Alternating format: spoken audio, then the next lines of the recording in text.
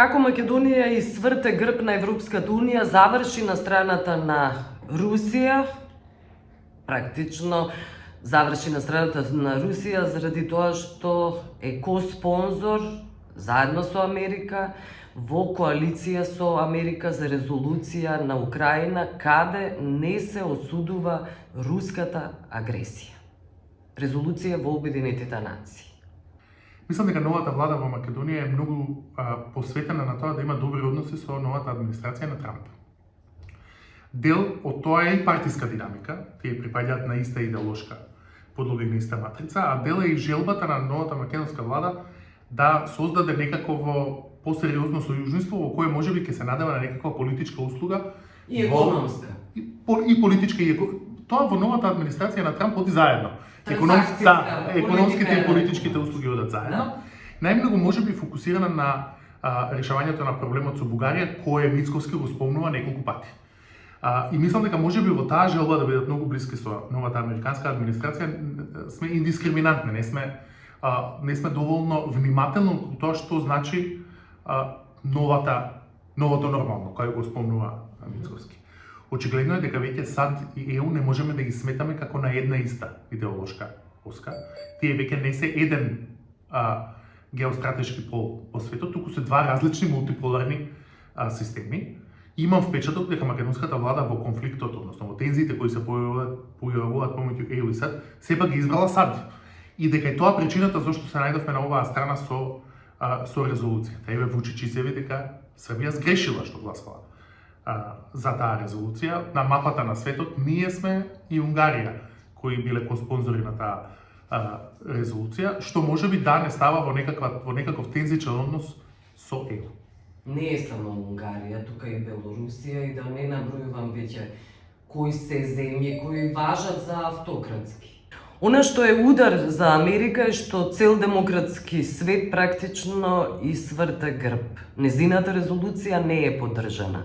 Победи резолуцијата на демократскиот свет на Европската Унија, таму каде што Македонија не беше. Да, ние имавме чудна ситуација во Советот на Обединетите нации. Во Генералното собрание на Обединетите нации помина една резолуција, во Советот за безбедност друга, каде Русија и Америка имаат многу поголемо влијание. Точно е дека останатиот дел од светот гледа на најавите на Трамп како на проблематичен пресврт на односот кон војната во Украина. Се разбира, фект-чекерите и другите либерални медиуми во САД имаат полни раце работа со изјавите на Трамп и точно е дека ние се ставаме во различна позиција од ЕУ во односот кон Украина. ЕУ има релативно цврст однос кон Украина, тие велат тоа е агресија, па и останатиот дел од светот, но тука предводи се разбира. ЕУ велат тоа е цврста агресија, таа не може туку така да заврши, не може да заврши со трансакцијски договор. Пола минерали кај Трамп, пола минерали кај Путин, без некакви гаранции за безбедноста на Украина. Ние не сме на таа страна во моментот. Мислам дека во крајното решение за Украина ЕУ сепак ќе мора да учествува. Но тоа ќе значи за ЕУ дополнителни обврски. Тоа што во моментот администрација на Трамп, но и ЕУ се уште него до крај го немаат можеби проанализираме, не можете да проектирате економска моќ ако немате војна моќ. На крајот минералите ќе завршат кај оној кој ќе има војска на терен. Ако Трамп вели нема да има американска војска на терен, многу тешко ќе биде да се задржи тој договор со Путин. Но истото важи и за ЕУ. Можеби ЕУ ќе мора да постави војска на терен и да преговара директно со Украина и со Путин на местото на Трамп во можеби некаков ист трансакцијски пакет и тоа веќе го најави Макрон последните неколку денови. Министерството за надворешни работи, цитирам, вели дека со резолуцијата се реафирмира поддршката кон Украина. Но тоа не е вистина. Прашање е што значи поддршка кон Украина во моментот. Сепак таму има легитимни представници и тоа е сепак засега Владимир Зеленски. Ние знаеме дека Порошенко се јави од Москва чекајќи председателски избори, но не може да има решение за Украина без Украина. Дали ние поддржуваме Украина или не, треба да каже Зеленски, а не ние. Јас мислам дека и тој е притиснат во некаков триаголник помеѓу Трамп, Путин и Европската унија и дека се уште не знае што значи вистинска подршка. Добро е што Македонското министерство за надворешни работи па дури декларативно вели дека ја поддржува Украина, но таа поддршка мора да биде таква што на Украина на крај ќе даде бенефит. Тоа не може да биде поддршка за да се подели Украина без да се гарантира мирот. Македонското собрание има резолуција со која се осудува агресијата кон Украина. Практично сега е прескокнато собранието од страна на владата на Мицковски. Не е голема тајна дека македонската надворешна политика го менува курсот кон Украина паралелно со менувањето на курсот на Соединетите Американски држави и дека ја напушта линијата на Европската унија, можеби со тоа ја напушта и линијата на претходната декларација во Македонското собрание и се врати повеќе кон новиот пристап што го има Трамп кон Украина кој е по трансакциски. Пристапот на Трамп е ние треба да оставиме Европа сама да се грижи за безбедноста на своето тло и тоа не е нов пристап. Тоа е пристап уште од Обама кој велеше pivot to China, значи вратење на американската надворешна политика кон Кина. Трамп само го забрзува тоа, го стегнува во еден мандат и овие промени кои можеби би биле еволутивни, тој ги прави револуциски. И во таа смисла, да, во конфликт е, во контраст е резолуцијата на Македонското собрание донесена од претходната влада и ова што сега го спонсорира Македонија во Обединетите нации. Мислам дека Мицковски не крие дека неговата нова надворешна политика е да се приклони кон Соединетите Американски држави, некаде и по цена на тоа да ја отуѓи Европската унија и дека тоа ќе биде новиот пристап. Можеби тоа ќе значи и повлекување на претходната резолуција. Допро треба да видиме. Мислам дека Мицковски не го интересира многу собранието. Па да речеме дека собранието, бидејќи му се многу големи бројките во собранието, релативно добро го контролира, дека собранието во моментот е алатка во извршната власт, а не обратно. Дали е тоа демократски не е ни важно? Па, видите, контролната улога и законодавната улога на собранието треба да се засили. Но ако почнеме да редиме што се треба да се засили како checks and balance во Македонија, многу е долг списокот. Во конкретниот случај, да, собранието е доставено во подредена улога, бидејќи владата сама дефинира надворешна политика без тоа да рефлектира во собранието низ некакви соодветни резолуции или декларации. Видате ли можност таа внатрешна политика да биде некаква рефлексија всушност, уште еднаш. Гледате ли можност таа надворешна политика која сега Македонија ја води да биде рефлексија еднакво да има плодна почва и во внатрешната политика во Македонија. Веќе кажав кога говорам дека Македонија стана дел во друштво е со Белорусија, со Конго, Буркина Фасо, Бургунди, тука се Украј, се извинувам, Унгарија, Израел, Мали и други. Мислиш, ако е прашањето дали ова друштво може да го направи да ги наруши демократските стандарди како што тоа го прават другите земји.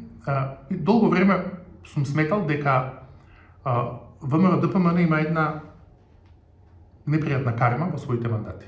Доаѓаат како реформатори и прогресивци, на средина на мандатот се соочуваат со едно непопуларно прашање кое на крајот не успеваат да го решат. Тоа ги прави да станат политички декаденти и завршува во конфликт. Тоа се случи и со Охридската рамковна спогодба и со прашањето со името. Во моментот можеби уставните измени, пробивот кон ЕУ ќе се покаже како ова прашање кое не можат да го прескокнат.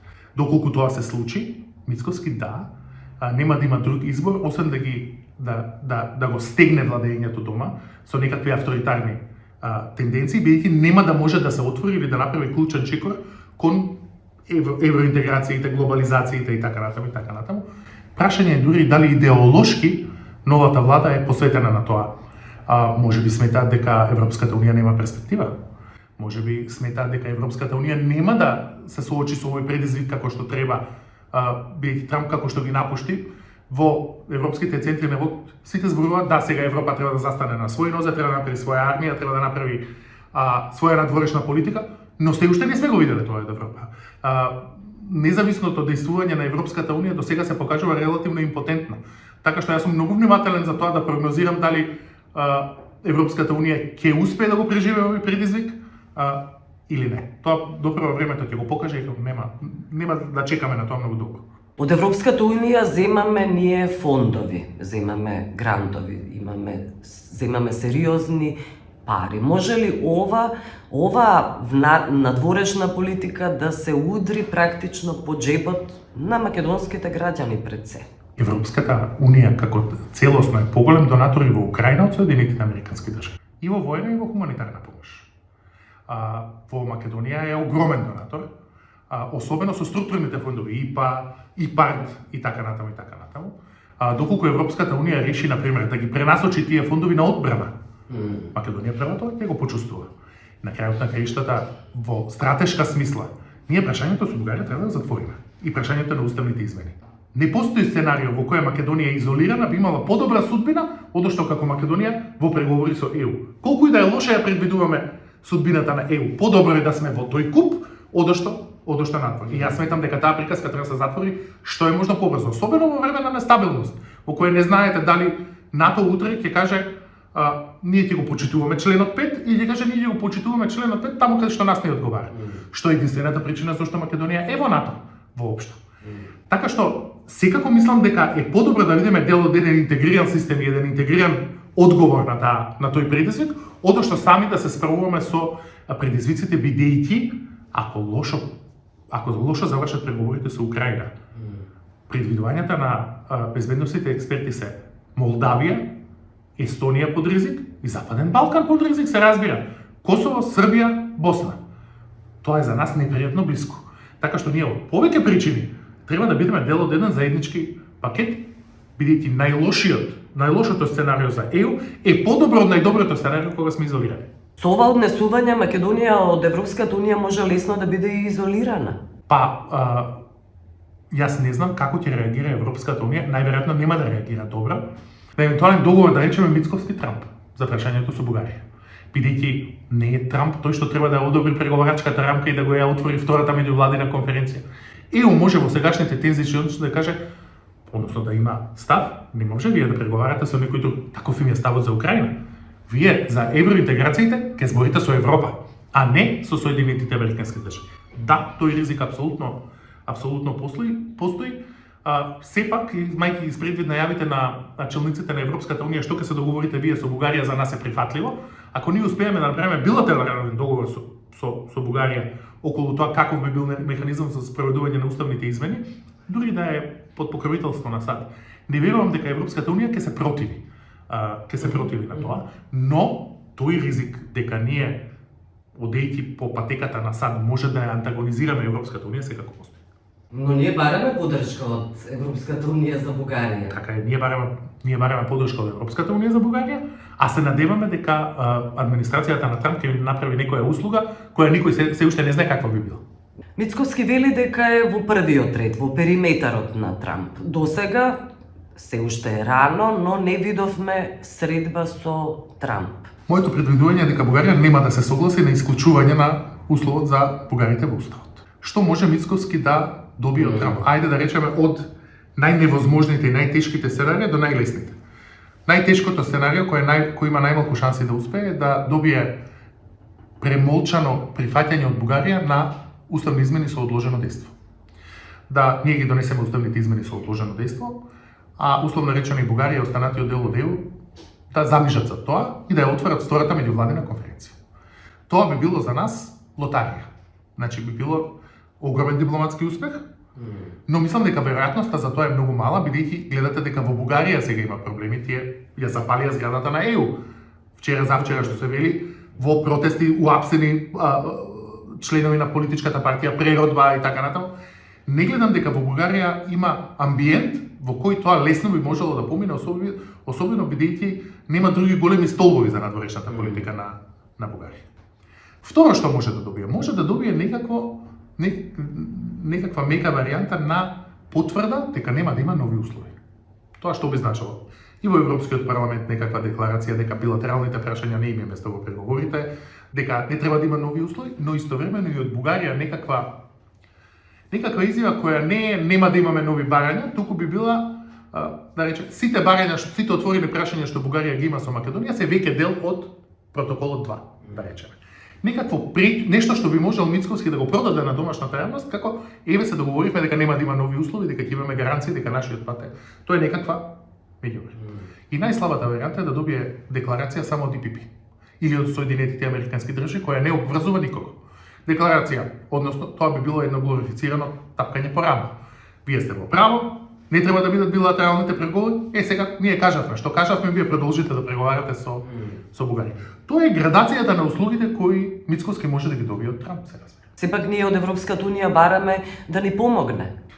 Јас мислам дека колку и да звучи блесаво, ние треба да одредиме некаква голем дел од аналитичарите сметаат дека Трамп ја води надворешната политика како агенција за недвижности. Ако е тоа така, и ако веќе фаќаме терен на новото нормално, треба да одредиме некаква добра парцела кај Охрид и да ја понудиме за развој. Што може Македонија во Охрид да понуди? Тоа би не ставило на радарот на периметарот на Трамп. Колку и да звучи тоа шашаво или блесаво, може би Трамп за Македонија ќе биде новиот со брата Рој, но овој пат со вистинска трансакцијска политика. Не верувам дека ние можеме да понудиме вредности или идеологија која може тоа да направи. Трансакцијска е политиката на Трамп, тоа е веќе мантрата за која сите говорат, но што може Македонија да и понуди на Америка? За разлика од Бугарија и незиното геостратешко значење. Па, немаме, видите, Македонија е многу мала земја. Ние мора да се во таа смисла ние немаме многу голем простор за независна надворешна политика. Или треба да ја следиме ЕУ, или треба да ги следиме Соединетите Американски држави, сега кога ЕУ и Соединетите Американски држави не се едно те исто.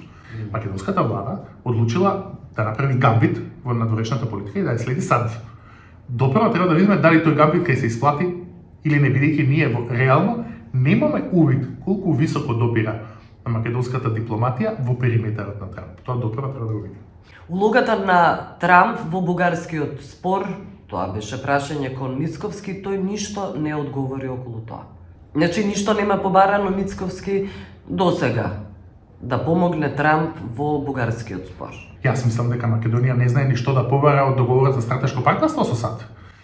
Ние имаме договор со стратешко партнерство кој опфаќа една плејада области. Мислам дека Македонија треба да седне и да каже што ќе побара од тој договор за стратешко партнерство со САД. Бидејќи очигледно е дека досегашните механизми, вклучително USAID, нема да функционираат. Да видиме дали ќе побараме воена помош, дали ќе побараме помош во владење на право, дали ќе побараме помош во надворешната политика, дали ќе побараме помош во сите тие области. Што ние можеме да понудиме, бидејќи очигледно е дека ќе има некој quid pro quo во тој однос.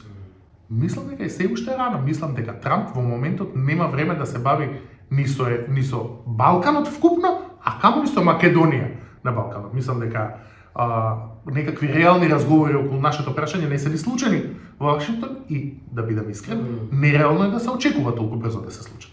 Американската амбасадорка Агелер кажа дека е воодушевена од одењето на Мицковски 3 пати во Вашингтон, но критиките во Македонија се однесуваат на тоа, на фактот што Мицковски не излезе од салата тогаш кога Банон имаше нацистички поздрав, за разлика од Бардела, кој сепак излезе.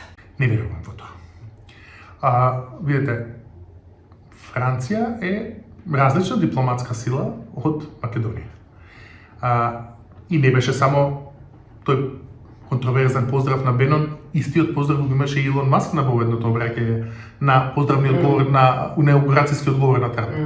Ви имавте таму со моторна пила се појавуваше Илон Маск на говорница. Сето тоа е исклучително контроверзни и опасни. Контроверзни моменти, но за сега треба да имаме предвид дека релативно мал дел од нив се оставуваат во јавност. Сепак има федерални судии кои ги запираат тие постапки, најголем дел од царините се уште не се воведени и така натаму и така натаму. Ќе видиме се уште академската јавност е поделена околу тоа дали Трамп ќе го промени светот или ќе остане само игра на зборови и блеф. Мислам дека е нереално да очекуваме од македонската влада да се огради од таквите политики. Ние не сме доволно силна земја за тоа да го направиме. Тој можеби не требало да отиде на тој собир воопшто. Меѓутоа сепак мислам дека тој го третира како сестринска партија и дека дека е тој мотивот за одење. Мене не ми пречи Мицковски ако оди во Вашингтон. Ниту ми пречи дал бил на ваков собир или на онаков собир. Резултатите се важни. Така е, на крајот на краиштата ние го плаќаме Мицковски за да оди колку пати треба во Вашингтон, за да добие некаква услуга за државата. Додека не сум сигурен дека таа услуга ќе ја добие или нема да ја добие, не можам да ви кажам дали неговите одења во Вашингтон се плодотворни или не. И на крајот дал седал на 5 ред или на 15 ред не е важно. Дал ќе направи тој нешто за Македонија за да животот овде биде подобар. Дали ќе ја добие услугата од Трамп или не? За тоа е се уште рано. Дали не е важно, велите не е важно дали е во третиот или петтиот ред, но Мицковски вели дека е во првиот ред. Тоа е локален фолклор. Факт е дека плановите за инаугурацијата, ако зборуваме за тој настан, се сменија во 5 до 12. И таму го распоредил организаторот кај што го распоредил. Тоа е точно. Истовремено е точно дека Македонија не е во првите 10 или во првите 50 земји по важност за Соединетите Американски држави. И ниту Мицковски, ниту критичката јавност треба да бидеме слепи за тој факт. Треба да бидеме разумни околу тоа. Македонија не е на приоритетите на Соединетите Американски држави во моментот. Мицковски треба да оди, што е можно повеќе во Вашингтон, можеби не баш премиерот, но министерот за надворешни работи секако, но треба да знаеме релативно брзо дали тие средби ќе ја вродат со некаков плод или резултат или не. Немаме многу време за Европската Унија. Европската Унија ќе прави нова поделба на картите, во фокус им се Молдавија и Украина, се разбира Албанија и Црна Гора кои веќе ги почна поглавјата. Македонија не сме да се дозволи да го пропушти тој воз, бидејќи следниот воз може да се случи за 10, за 15 години и може понудата да биде сосема различна од оваа што имаме сега. Ние таа приказна треба да ја затвориме што е можно побрзо, за да знаеме дека сме во делот на светот што ќе оди напред. Вака оставили сами на ветрометина, тоа не е добра приказна. Мицковски досега не изгледа заинтересиран за решавање на бугарскиот спор.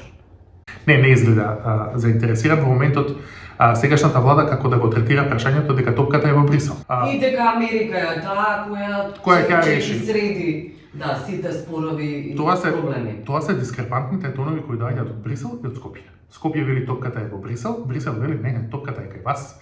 Вие сте подпишале преговарачка методологија и преговарачка рамка, сте го подпишале фамозниот протокол 2. Сега сте ја примиле фактурата, сте ја подпишале фактурата, сега платете ја фактурата. По мене најдобрата стратегија за државата е сепак да ги направиме уставните измени што е можно побрзо, но да направиме толку дипломатски притисок што дополнителна блокада од Бугарија би била за Бугарија политичко самоубиство понатака.